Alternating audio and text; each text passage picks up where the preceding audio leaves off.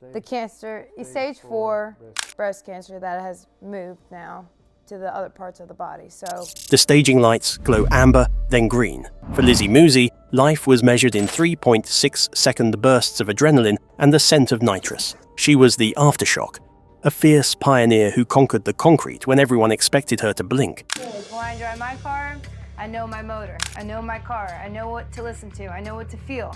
This car, I don't know nothing about it. But in 2023, the fastest woman in street racing met an opponent that didn't care about horsepower. This is the story of a champion who fought for every inch, on the track and in the hospital room.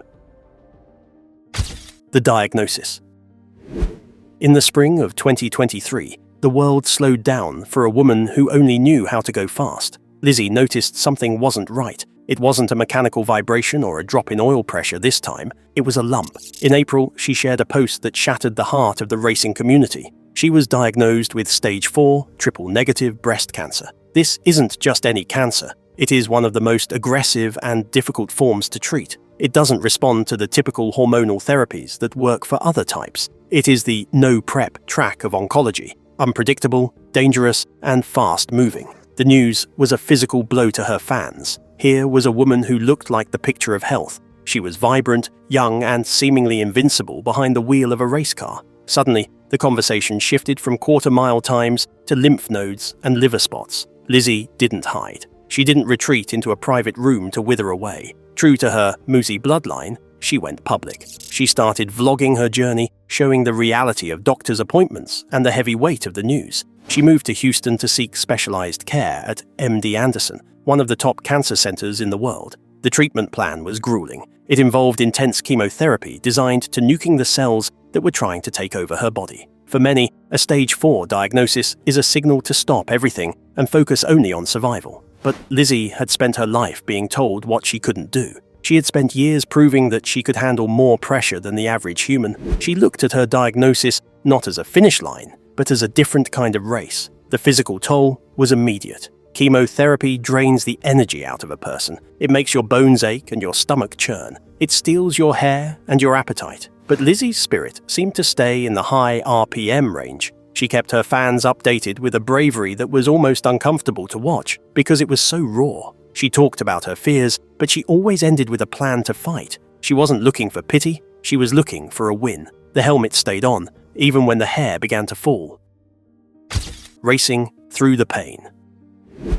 Most people facing stage 4 cancer trade their car keys for a hospital bed. Lizzy Musi traded her hospital gown for a fire suit. Just days after grueling chemotherapy sessions, she would climb back into the cockpit of a 2,000 horsepower machine. To those on the outside, it looked like madness. To Lizzy, it was the only way to feel alive. The track was the one place where she wasn't a patient. When she pulled the belts tight and the engine roared to life, the cancer didn't matter. The only thing that existed was the tree, the lane, and the finish line. The physical toll of racing while undergoing treatment is almost impossible to describe. A no-prep King's race day is long, hot, and exhausting for a healthy athlete. For someone on chemo, it is a marathon of endurance. The vibrations of the car rattled her bones. The heat inside the cabin was suffocating. Yet, she refused to step down. She didn't want a substitute driver to take her points or her seat. She wanted to prove that a diagnosis doesn't define a person's capability. She was fighting a war on two fronts, one against the cells in her body and one against the rivals in the other lane. Her fans watched with a mix of awe and terror.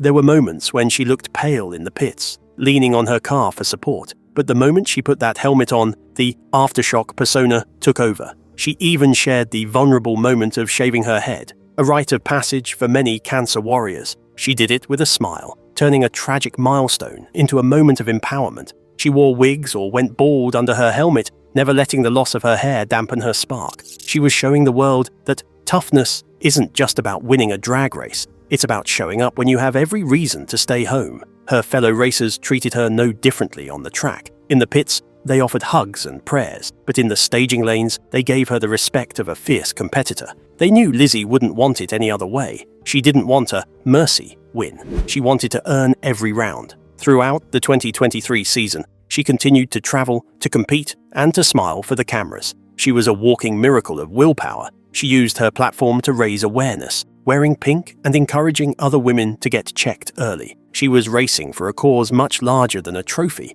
but even the strongest engines have a limit, and the finish line was coming too soon. Gone too soon and too young.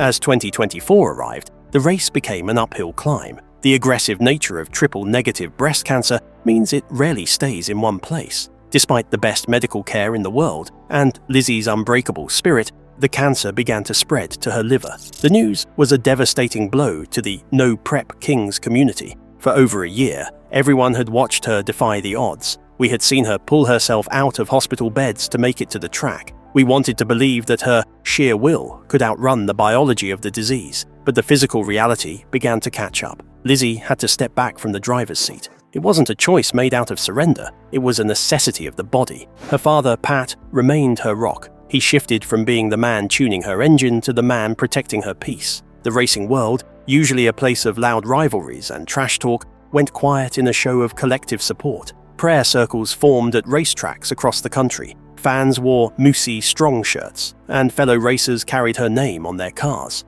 In her final weeks, Lizzy returned to the comfort of her family. The high-speed life she had lived was replaced by quiet moments. She had spent a decade chasing seconds, but now every minute was precious. On June 27, 2024, the news that everyone feared finally broke. Pat Musi announced that his daughter had passed away at the age of 33. She was surrounded by her family in her home. The aftershock had finally gone still. The news hit the automotive world like a physical shockwave. The grief was immediate and global. Social media was flooded with videos of her biggest wins and photos of her radiant smile in the winner's circle. It felt impossible that someone so full of fire could be gone so soon. She had lived more in 33 years than most do in a century. She didn't die losing a battle. She died having finished a race that she ran on her own terms. She never let the disease take her dignity or her love for the sport. She drove until she couldn't, and then she inspired until her last breath. The engines were silenced, but the echoes of her legacy were just beginning to roar. Before she was a household name, she was a girl in a garage watching a legend. The Musi bloodline. Lizzy Musi didn't choose racing. Racing chose her. Her childhood wasn't filled with typical hobbies. Instead, it was defined by the smell of burnt rubber and the deafening roar of high-performance engines. Her father, Pat Musi, was a titan in the sport. He was an 8-time world champion and a master engine builder. In their house, the garage wasn't just a place to park cars. It was a laboratory where speed was engineered. Lizzy grew up watching her father command respect in a world made of steel and gasoline. She saw the grit it took to win and the heartbreak that came with a blown engine. Growing up as the daughter of a legend is a double-edged sword. You get the best equipment and the best advice, but you also carry a massive target on your back. People expected her to be good, but they also waited for her to fail. Lizzy didn't stay in the stands for long. She traded her spectator pass for a fire suit and a helmet. She started in the junior ranks, but it was clear she had the Musi touch. She had a natural feel for the car. She understood that racing isn't just about slamming the gas, it's about the tiny adjustments in the seat of your pants. By 2014, she was making history. She became the first woman to win a professional 8th-mile race in the Pro Nitrous class. She was hitting speeds over 200 miles per hour in a car that felt like a rocket ship on wheels. Pat was right there in her ear as her crew chief. He was tough, he was demanding. He didn't give her a pass because she was his daughter. If anything, he worked her harder. He knew the track didn't care about your last name. He taught her how to handle the darting of a car at high speeds and how to stay calm when the vision gets blurry from the G-force. She earned every win with sweat and focus. But the trophies weren't enough. She wanted to prove she could handle the streets. Breaking the glass ceiling.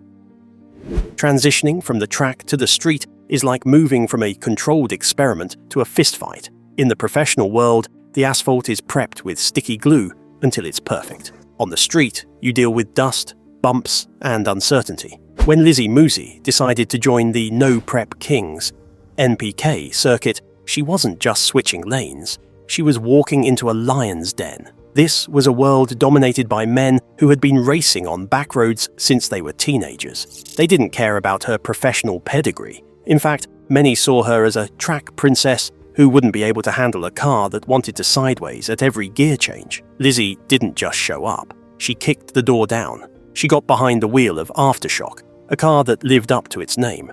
Every time she purged the nitrous, a cloud of white vapor signaled to the crowd that she was ready for war. She had to learn a completely different style of driving. You don't just mash the pedal on a no-prep surface. You dance with the throttle. You feel for traction where there is none. Lizzy proved she had the seat-of-the-pants feel that separates the greats from the lucky. She started beating the biggest names in the sport. The fans loved it. She brought a new energy to the Discovery Channel hit. It wasn't just about the racing, it was about the representation. Young girls showed up at the pits with posters of Lizzy, not the male stars. She showed them that you could be feminine and still be the most feared person in the staging lanes. She didn't ask for a ladies' class. She lined up against the heaviest hitters, Ryan Martin, Kai Kelly, and Scott Taylor, and she made them sweat. If you underestimated her because of her long hair or her smile, you usually saw her parachute popping in front of you at the finish line. The pressure was constant. Every race was filmed for millions to see. If she crashed, it was viral. If she lost, it was a headline. But Lizzy thrived under the camera lights. She became one of the most popular figures in the Street Outlaws franchise because she was authentic. She didn't put on a character for the show. She was intense, sometimes stubborn, and always competitive. She earned her spot in the elite Great Eight and proved that gender doesn't drive the car, talent does. She had reached the mountaintop of underground racing, but the view was about to change. Then, the engine of her life hit a wall no mechanic could fix. The Aftershock era. The Street Outlaws world is as much about the personalities as it is about the pistons. For Lizzy, this era was defined by two things: her car, Aftershock, and her high-profile relationship with fellow racer Kai Kelly. On the screen, they were the power couple of the drag racing world. Kai was the king of the streets from Mississippi, and Lizzy was the nitrous-breathing prodigy from New Jersey. Together, they were an unstoppable force in the No Prep Kings series. Fans tuned in not just to see the win lights, but to see the dynamic between two people who lived their entire lives at full throttle. Aftershock became an extension of Lizzy's personality. The car was loud, aggressive, and unpredictable. Driving a nitrous-fed car on an unpropped surface is like trying to ride a lightning bolt. If the power hits too hard, the tires spin. If it hits too soft, you're left in the dust. Lizzy mastered that delicate balance. She spent countless hours in the pits, huddled with her father and her team, poring over data logs. She wasn't a driver who just sat in the seat and waited for the green light. She understood the mechanics. She knew when the engine sounded crisp and when it was struggling. Her relationship with Kai added a layer of human drama to the high-stakes racing. They traveled the country together, hitting different tracks every weekend. They shared the highs of winning and the literal crashes of losing. Racing is a lonely sport when you're in the cockpit, but having a partner who understood the smell of racing fuel and the fear of a 200 miles per hour wreck made the lifestyle sustainable. They were the faces of the franchise. Lizzy, in particular, became a branding powerhouse. Her merchandise flew off the shelves, and her pit area was always the most crowded. She wasn't just a racer, she was a celebrity. Yet, she stayed grounded. She would spend hours after a race talking to fans, signing autographs, and encouraging young women to get into motorsports. She proved that you didn't have to choose between being a fierce competitor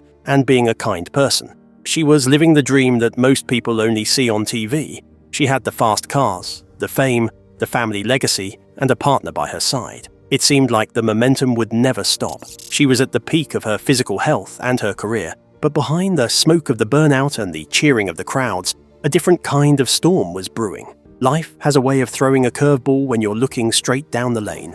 In early 2023, the fast-paced world of Lizzy Musi was about to come to a screeching, terrifying halt. The news didn't come from a scoreboard, it came from a doctor's office. And that was the terrible diagnosis. She continued to race despite the pain and fought strongly until she passed. Tribute to Liz.